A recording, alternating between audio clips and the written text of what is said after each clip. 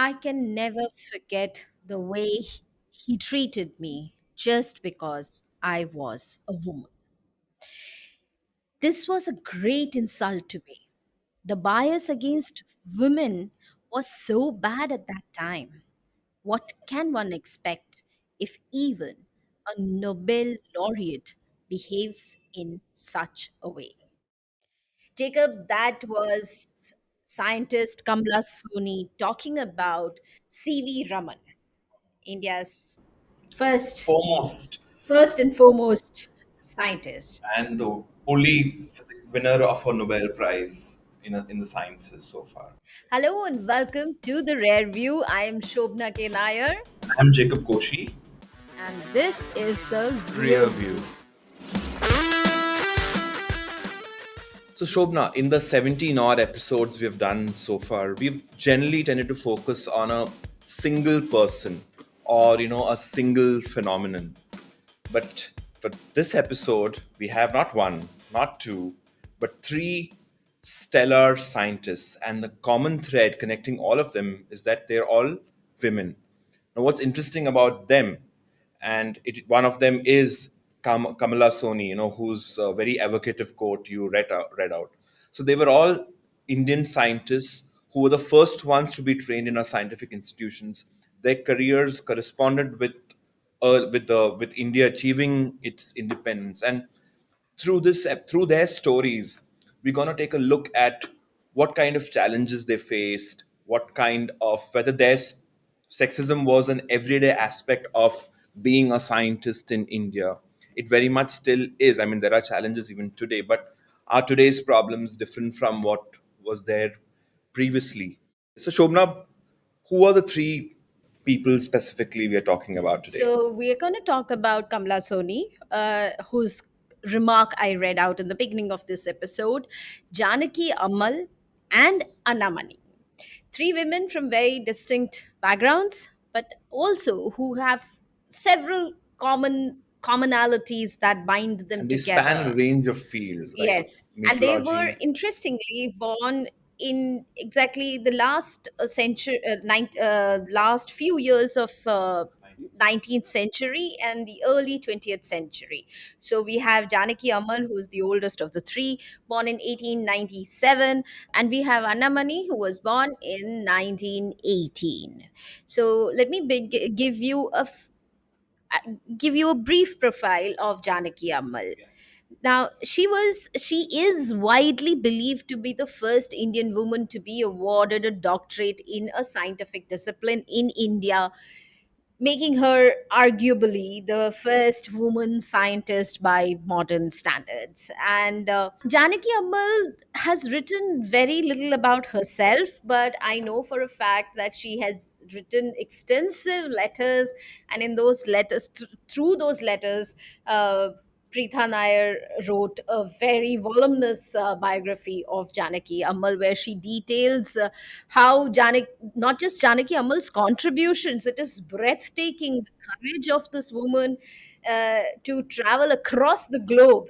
I mean, my reading of that book was, I was just taken by the fact that she is born in Telacheri in Kerala, and she travels.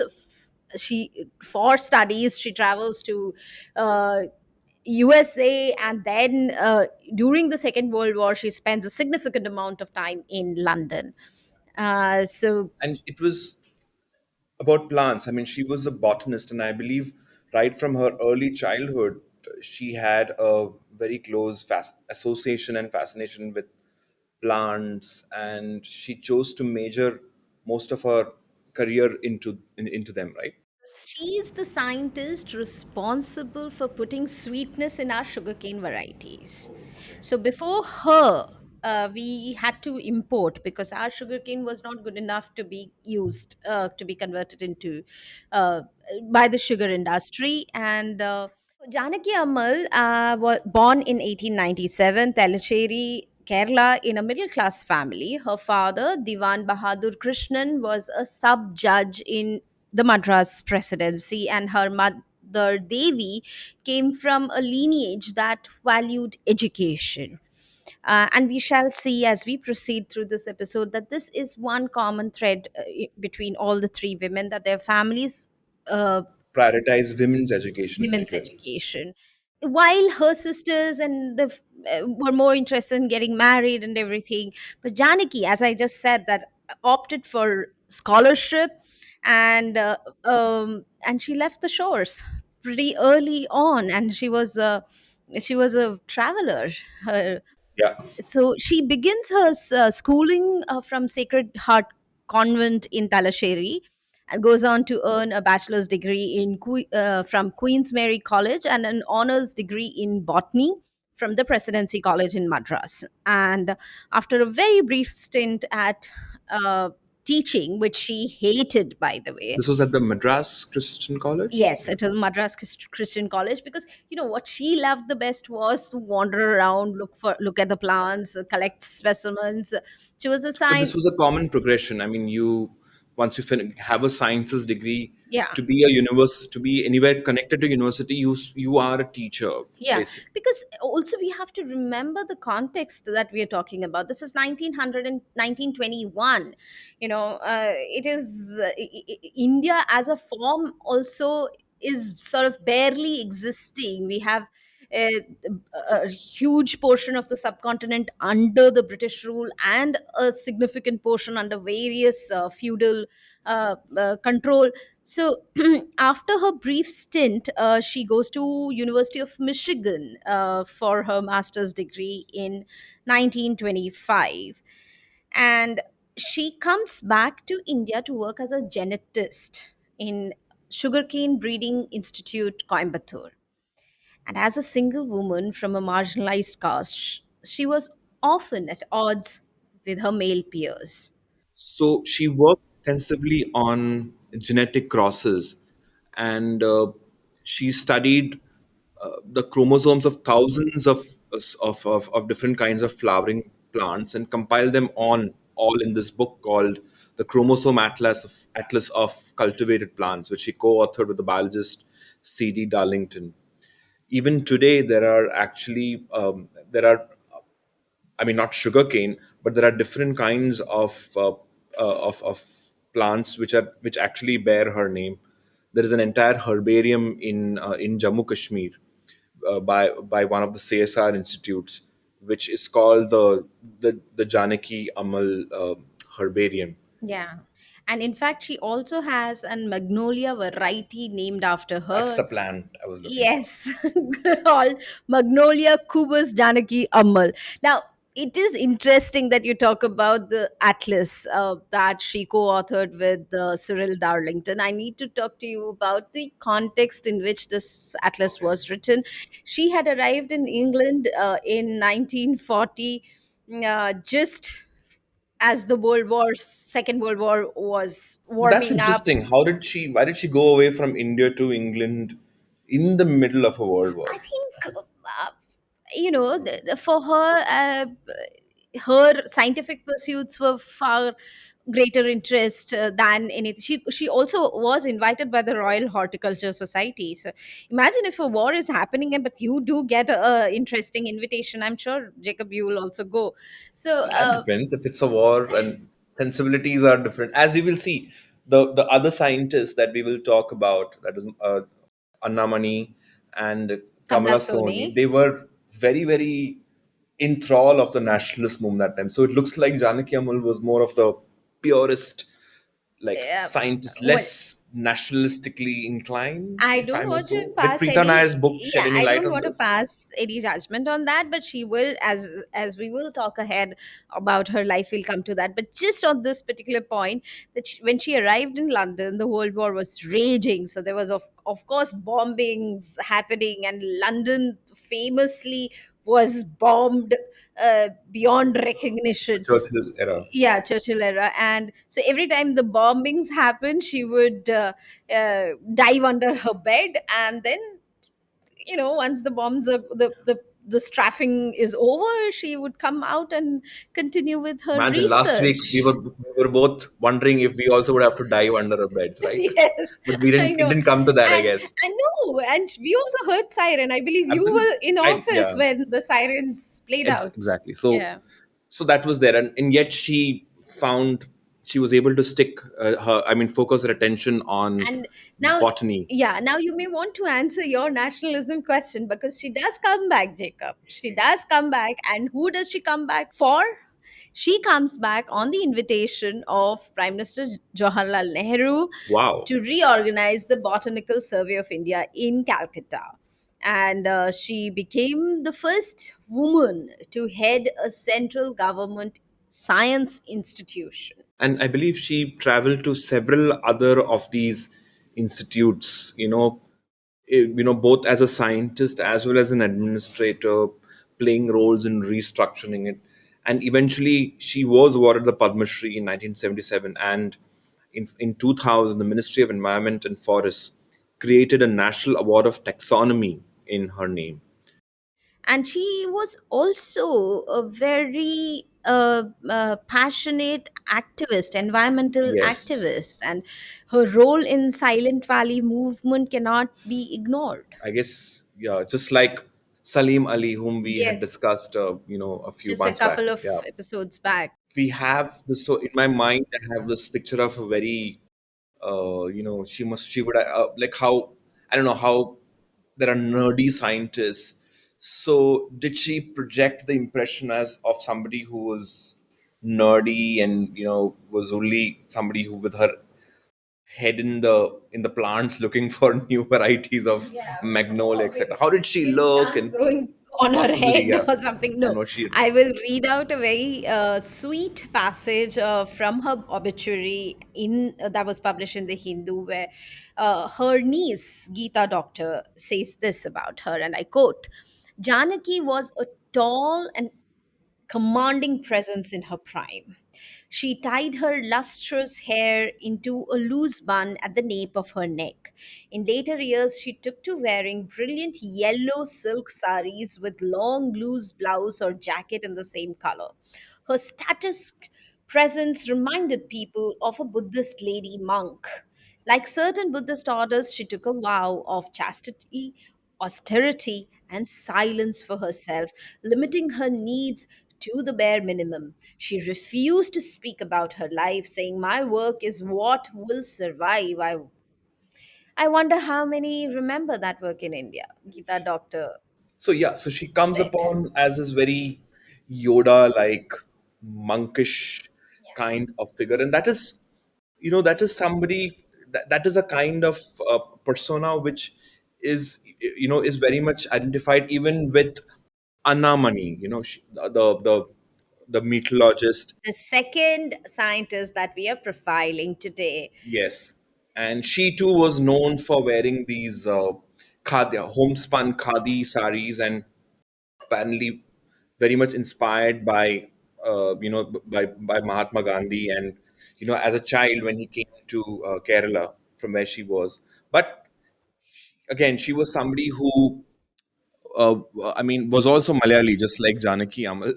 She grew up in a prosperous family in Travancore, Kerala, and she was the seventh of eight siblings. And very much like Amal, it seems to me that she also came from a family that, as we mentioned, prioritized education. Her father was a civil engineer with large cardamom estates, so they looked fairly well off. They belonged to a Syrian Christian community, though her father was an agnostic all his life. And it was a very typical upper class professional household where children were where the male boys were kind of groomed for high level careers, but and the daughters are prime for marriage. But Annamani seemed to have a independent streak very early on. He was a voracious reader, and Yeah, and since we spoke about austerity, there is this very off-quoted incident about in Anamani's life. So apparently, there was a tradition in the family that when a girl on a girl's eighth birthday, she's you know, given diamond ring. diamond earrings, basically jewelry, some bit of jewelry, and on her 8th birthday, she was offered diamond earrings, and she said, "Thank you very much. I don't need these diamond earrings. Please keep it for yourself. I would rather have Encyclopedia Britannica, the Wow, entire set." that's so independent minded and so nerdy at the same time, right? Yeah, I mean, So apparently, she really loved these books and she devoured nearly all of her books. But in 1925, there was the famous Vaikam Satyagraha where Gandhi came to Kerala. And this had a kind of made a big impression of her. The whole motto of the Satyagraha was one caste, one religion, and one God. And it kind of, I believe, evoked some kind of idealistic fire within her. And she felt very inclined towards nationalistic politics, etc. But as far as I know, she did not explicitly join any political party. But I believe that's when she took on wearing khadi clothes, khadi. And I guess this would have been very different from the lustrous yellow saris of Amal. Amal, yeah. But I mean, this is something she maintained all through her life. And she this independence streak continued. I mean, she didn't want to get married like her sisters. And And that's she the other common thing between Amal and absolutely. Mani, because both of them chose not to marry and dedicate themselves to their studies. And it turned out that her family seemed to be neutral to it. I mean, there was neither active opposition or encouragement. So she's somebody who does not really depend on social sanctions or approval to do what she wanted. She's a very interesting character, Jacob, as we have been discussing her. I mean, since last evening, while preparing for this recording, we have been discussing Anamani a lot. But before we come to those problematic or the controversial bits of her life, let me also give you taster of who Kamala Soni was, because she turns out is very essential for Anamani's own entry into science in many ways. Kamala was born in a family of renowned chemists. Her father, her brother, her uncle, everybody was. So that's different from the other two women, right? I mean, Yeah. So she just, you know, when you're growing up with science all around you, you just assume that, this is the and path. specifically chemistry, they're all Yeah, chemists. they So are she all thought, I'm going chemists. to be a Yeah, chemist so, too. the path is laid out, and she thought that all that she has to do was take a stroll. That was not the case, however. So, after passing her BSc from the Bombay University, where she stood first in the exam, she thought, I she applied for research And work. just quickly note, unlike our other two protagonists, she was not Malayali, but she was from Indore in Yes, Madhya please. Pradesh. Yes, I have. Lest we are accused of only profiling Malayalis, she had no connection to Kerala whatsoever. Or did she? I don't know. Anyhow, so she, after completing her BSc from Bombay University, where she stood first, she thought about doing research work at the famous Indian Institute of Science, Bangalore. She applied and received a prompt refusal. C.V. Raman refused to accept women just on the dint of her gender. I mean, he didn't go even beyond that. Just because she was a woman, she was told, "I'm sorry, you cannot, you won't be allowed to enter." Now, here we have another influence of Gandhi, because Kamala Sohni then does a satyagraha in front of Raman's office, And that was ref- Gandhi's innovation at that time, absolutely Satyagraha. refusing to budge till Raman relented. And Raman had to relent. But Raman, being Raman, also laid down conditions. Uh, One of them was that she will be on probation for an entire year. And what does probation mean? That all her work will be scrutinized, and it has to have approval, prior approval. And it was after a year of scrutiny that she was finally allowed in formally.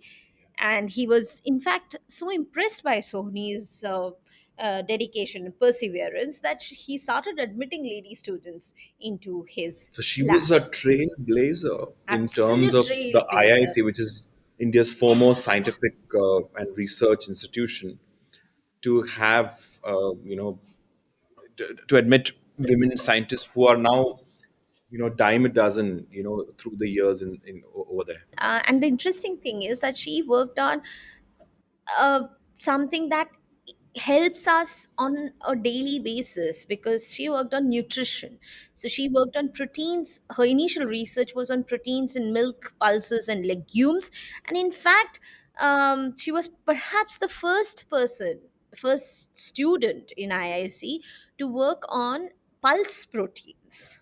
To talk about lentils and the quantum of proteins they have. And she went on to work in Cambridge University, where while working on potatoes, she found that every cell of plant tissue also contains an enzyme called cytochrome C, which is involved in oxidation of the plant cells. Now, this was an original discovery, and what I found breathtaking and amazing was the fact that her PhD thesis, she completed the research and writing in 14 months since arriving at Cambridge. And, Jacob, hold your breath, it consisted only of 40 pages. Wow. Yeah, a PhD thesis, only 40 pages. So imagine what What succinctness and such yeah, clarity of yeah, mind. And absolutely. And so, in fact, there is uh, it is believed that she is perhaps the first Indian woman in Cambridge on whom the title of PhD was conferred. and she was fairly keen on returning to India, and she came back and started work at the Lady Hardinge College in New Delhi in 1939 as professor and head of the newly opened Department of Biochemistry. And later on, she even served as assistant director at the Nutrition Research Laboratory in Kunnur. But she did a lot of work on vitamins. Later on, the government of Maharashtra invited applications for the post of professor of biochemistry. She applied, she was selected. And as you mentioned, a lot of her work was related to improving nutrition or improving the vital qualities of, of agricultural products. Not very dissimilar to what Janaki Janaki Ammal Ammal did was with working on. sugarcane. She, in fact, she's known for her work on the nutritional aspects of Nira, and in fact, this work was started on a suggestion by by the president of that time, Dr. Rajendra Prasad. And she showed that the introduction of Nira, which is a derivative of coconut sap, in the diet of tribal malnourished adolescent children and pregnant women caused significant improvement in their overall health. But throughout her tenures in government labs over here, and she did face instances of of sexism. And while it is not explicitly laid out how, it is believed that it affected her, her rise or promotions, in some of these in places. But overall, she lived what is called, what would be cliched, would be called a full life. She did not, in fact, one of her biographies quite dramatically says that, when Dr. Satyavati was a chairperson of the ICMR, and in fact the first woman DG of the Indian Council of Medical Research, learned of Kamala Sohoni. So imagine, one woman learned of another pioneering scientist many many years after her own time. She decided to make amends. She invited Kamala, who was then 84, and felicitated her in a ceremony in New Delhi. And at this ceremony, I believe in the midst of a speech, she collapsed and died. And the writer of this particular piece about her says, "What better end could one wish for?" I I have my doubts agree. about that. No, no, no. I totally agree. But still, Yeah, I want to go. If I'm going, I want to can you go in a imagine yourself blaze. Yeah, just absolutely. just going to Kneeling, Parliament, writing out your Parliament copy, and or the maybe, session ends, Jacob kneeling over right now. and the Parliament goes sign a die. You also want to go die. God, that's a bit too dramatic. Okay. Sure. But anyway, it is what it is. That Yeah. was quite a So before we wade into the important part, how gender, what roadblock does gender introduce for a scientist? Let us talk about the context. As I said right in the beginning, in these women, the three women that we are profiling today, very quickly. And of the three, it turns out that she actually married, and she she's was the not only the one only one of the three who who married. In fact, she marries to Mr. Sahni, get her, who's and also a chemist. yeah, who go no, no, he's not. He's an actuary. He's a Okay, statistician. yeah, Yeah, the CA kind of yeah, science. yeah. So let me now set the stage and tell you about the context that these women lived in, and talk about, let's also weigh in on what it meant for a woman scientist. Now, in the 19th century is when we had many social reformers who did a lot to promote women's education, but of course its impact was varied from one region to another. And formal education, first was the access to formal education was limited for women only in the upper classes and the middle classes in the second half of the 19th century, and that too mostly in Bengal and Bombay. And in fact, in Bengal there was such emphasis on education that it was it was essential requirement if you want to call yourself, what they say, bhadra mahila, bhadra lok, if you So wanted it an was an entry of indicator of social status. social status, and even wealth, because only the wealthy could afford to send their women to study. But again, while we decry the various limitations that women had in India, we should applaud when that is the case. University of Calcutta, which was established on 25th January 1857, was producing its first women graduates within 25 years of its establishment. In fact, it started accepting women on its rolls before the University of London. And this needs there needs to be a comparison with Oxford and Cambridge, because women were granted full membership and the right to take degrees in University of Oxford on October 7, 1920.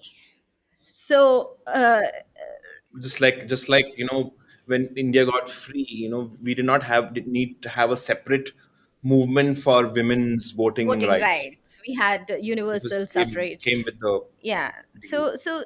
these are interesting details. And as I said, that there was a, but yet, the attitude towards women's education was very was actually informed by the societal norms. So in 1913, the British government adopted a resolution that said, and I quote, the education of girls should be practical with reference to the position they will fulfill in social life, and should not seek to imitate education suitable for boys, nor should it be dominated by examinations. So one aspect about why these university educated women, there seem to be a preference, or there seem to be more opportunities in the newly established medical colleges. In fact, some of the earliest women who graduated from Calcutta University, as you mentioned, for example, Chandramukhi Bose and Kadambini Ganguly, they were also the earliest women physicians in India. And that was because the British had started establishing medical colleges for primarily white British women, where they could look upon women's problems, particularly, uh, biological problems. So And it also, Jacob, they because there were strict segregation in Indian society. There were jananas where men weren't allowed entry, and it was essential to have women doctors to access these So in one closed. way, the education, I mean, what was offered was kind of limited to, and under the assumption that women ought to be educated just so that they can cater better to, to other women. And it was from here that you never had a, there was always this debate about, should all these women who are going to universities, should they be learning physics and chemistry and Yeah, of math? course not. Because it was not, it didn't directly relate to What will they women's use it problems. for? Yeah, what And will. it is this sentiment that was very strongly present even in our supposed radical and revolutionary, not only the scientists and leaders, but even our political leaders. For example, it is said that Abbasur, the sociologist of science, says that Mahatma Gandhi reflected the dominant view of educated Indians, namely, and I quote, as nature has made men and women different, it is necessary to maintain a difference between the education of the two. True, they are equals in life, but their functions differ. It is woman's right to rule the home. Man is master outside it. Man, and in this case, obviously it's male, is the earner. Woman spends and saves.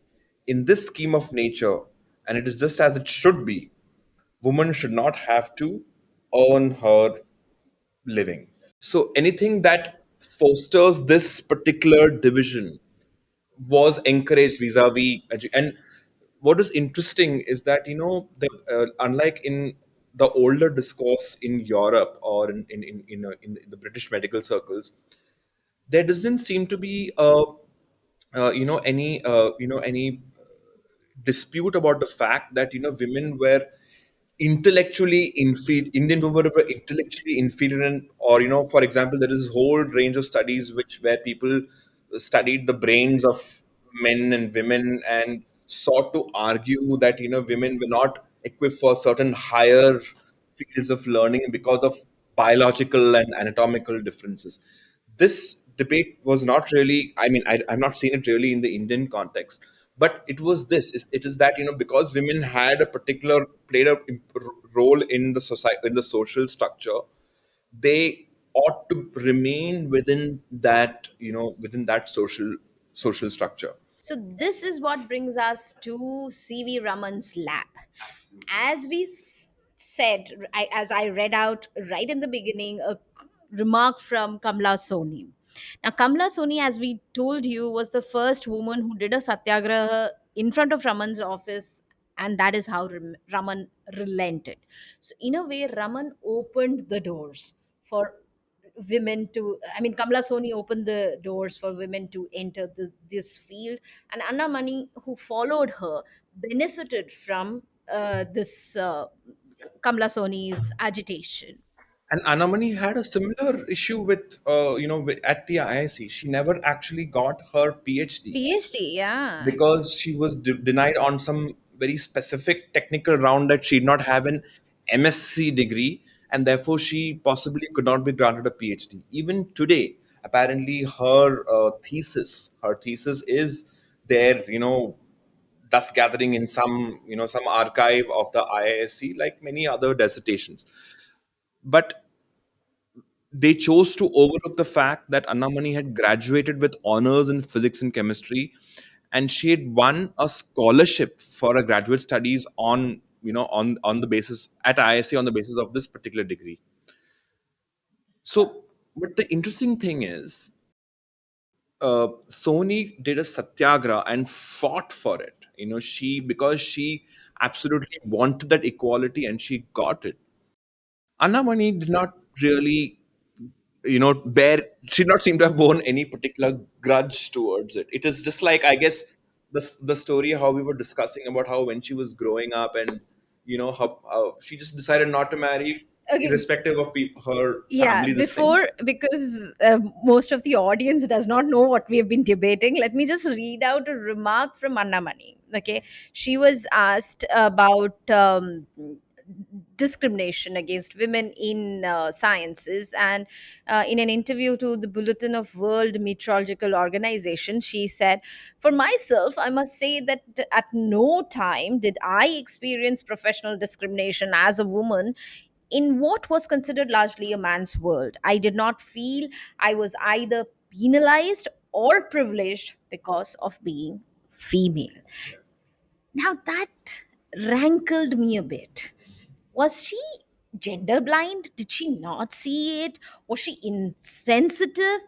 Or was it a strategic ploy, as Abhasur says, to ensure a place in science by decrying attention to the difference? And I believe that it could be that the second thing, because especially because when as a woman you have your presence is always discounted, and therefore you always want to go travel the extra length to say that please judge me on my work, do not judge me on the basis of my gender. And perhaps some women take on that, it's a defense mechanism that they take on this role of saying that do not talk about the limitations, do not talk about the hurdles that I had to cross. I am here standing right next to you in this race, so please treat me like a, your peer. But unlike I mean, she's working with clean energy environment, but unlike Janaki Ammal, who would be an environmentalist and who's written letters protesting Silent Valley, Annamani apparently did not think too highly of, of environmentalists. She called them carpetbaggers. Yeah. I want to counter your comment, Jacob, of science being gender neutral. And I will use money's own experience, because, see, even when we are conducting any experiment, we have to always think of the external pressures, or think of about the other factors, external factors that could impact the result, the outcome. Now, in case of money, Abhasur okay, before I talk about this incident, I would highly recommend everyone to read Abasur's book, Dispersed Radiance, because she analyzes the gender and caste angle in the Indian context, in the Indian scientific community. So here Mani, in her interview to Abhasur, speaks of of Raman, CV Raman's behavior when she was initially, she also studied at IIC, as we mentioned. Now, Raman maintained a strict separation of sexes in his laboratory, and his especially, and this was specially applicable for also all the women students had to work isolated from their peers. And the problem, however, here is that in science, the practice of discussion and debate about the scientific ideas among your peers is as crucial to conducting experiments and going through the usual churn. So by doing this segregation, by isolating these women, you are basically putting them in a periphery of the scientific enterprise, which also in a way imposes another further limitation. It kind of reminds me of how the West, the early computers. I mean, the computer was was actually a person, somebody who would actually be making those tedious calculations. And there was for a long time, especially in the early 20th century, most of the computers were women, Yeah. who were assigned with even making calculations for NASA, and as there are so many What women was books that and great movie that hidden figures. yes, Hidden Figures. Now, there is, again, while Money went out of her way to say that gender did not impose any limitation, gender did not retard her progress, she does recall incidents from her time in Raman's lab. So, apparently, Raman was so strict that a male and a female student should not walk together. So he would mutter scandalous, scandalous every time a male and a female student were even having a normal chat. Yeah.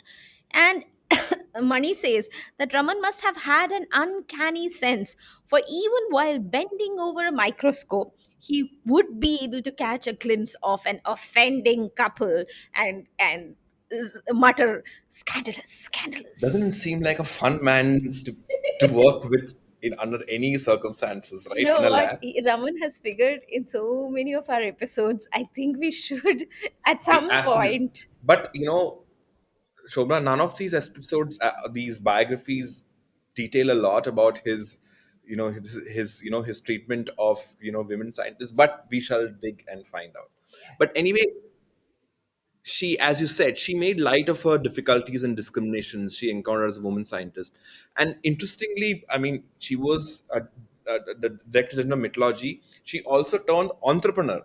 She actually had oversaw an entire industrial unit of men who were making solar radiation instrumentation, and it was she really spanned an entire arc of being scientist, being being a leader of institutions, as well as being an entrepreneur and an industrialist. And that brings that question, which we were discussing earlier, of science being neutral and it just being a disinterested discovery.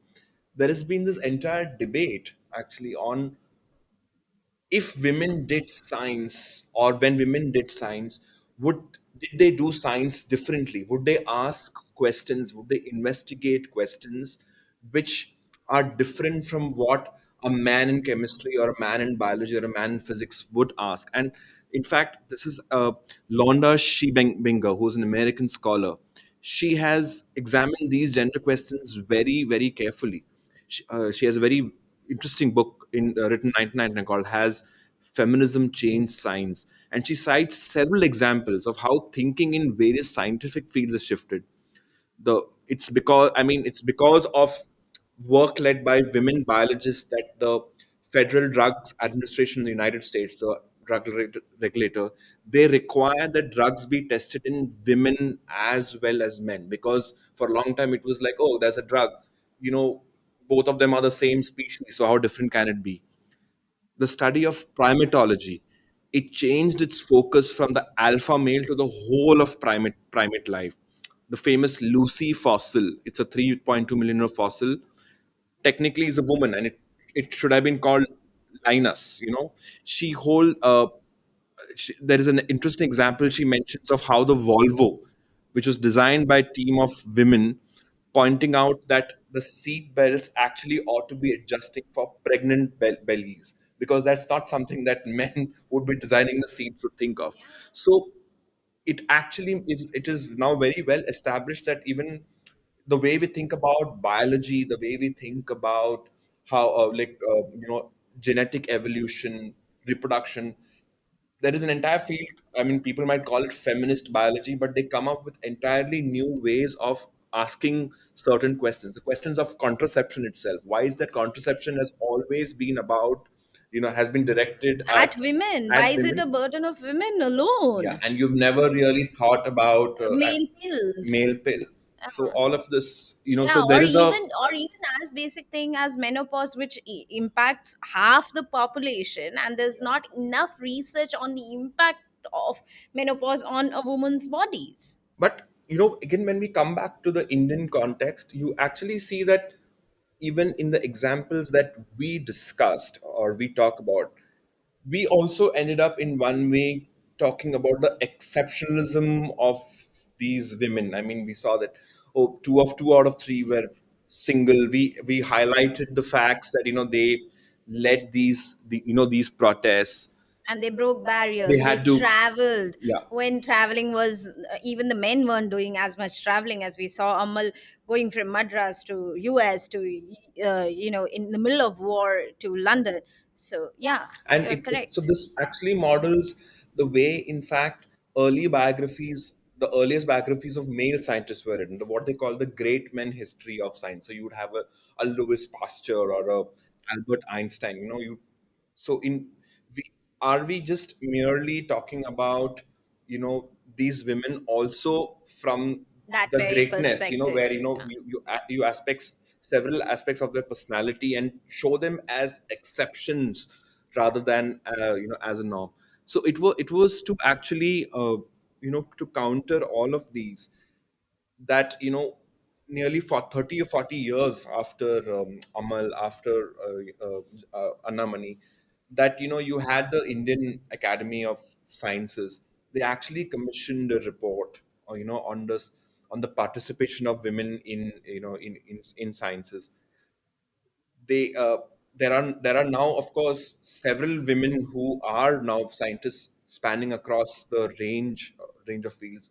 Now there is now entire policies to actually ensure that women don't drop out from pursuing careers in science. There was also, I mean, there was serious debates as to why exactly did women drop out. Also, as to why is that women in America came into the first place in the science. It was because with the growth of an industrialized workforce, you actually needed more and more people to participate in industry. So it was which is why women started being encouraged in the first place, and industrialization of society. So how does this work in the in the Indian context? So overall, there have been several. It is from these women that now we have a rich set of sociological studies itself, looking at how do we improve women's participation in science. I mean, all governments everywhere are constantly talking about uh, you know ensuring that women don't drop out, because India also has aspirations to be superpower, etc. And so you absolutely need greater participation by women. So the tide has actually turned from people asking why women to we absolutely need women. I don't think tide has turned. I think it has just The eternal pessimist, Shobna, no, things are going ahead. no. Things are going ahead, but not fast enough. If yeah, if it was for me, I don't think we are running with full steam ahead, and we need to, because right, it's also about how we sort of in the society perceives women, because there are, in fact, yesterday itself I was listening to a show where there was a study by UK, by a company in UK on maths, on how men, comparing the women, the male and female students, and in maths, performance in maths, and they found that female weren't doing well enough. But if you were to go greater into depth, it's because right in the childhood they're told that women are not so good with maths. It's men who are naturally inclined towards math. So all that has to change, I think. But It's there is also it's part of what is called the socialization theory, and it is also said that women who actually perform well in mathematical tests, over time they tend to underrepresent themselves, because the socialization forces them, even at an unconscious level, to fit into certain boxes. So doing well in the math test means that you're actually moving out of those boxes and you want to come come back back. into an acceptable position, so you suppress your innate Exactly. ability. So you yourself are proving yourself wrong. I never disputed you, Yes, Shobana. you are. So what I'm saying is we still have a long way to go. And what we brought to you today were three trailblazers, three role models, that and three pioneers who broke every barrier that came their way.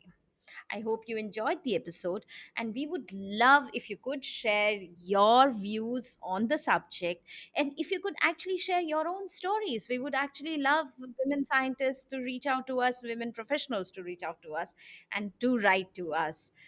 And do share, subscribe, and talk about our podcast to everyone. That's all for now. It's goodbye from me, Shobna. And goodbye from me, Jacob.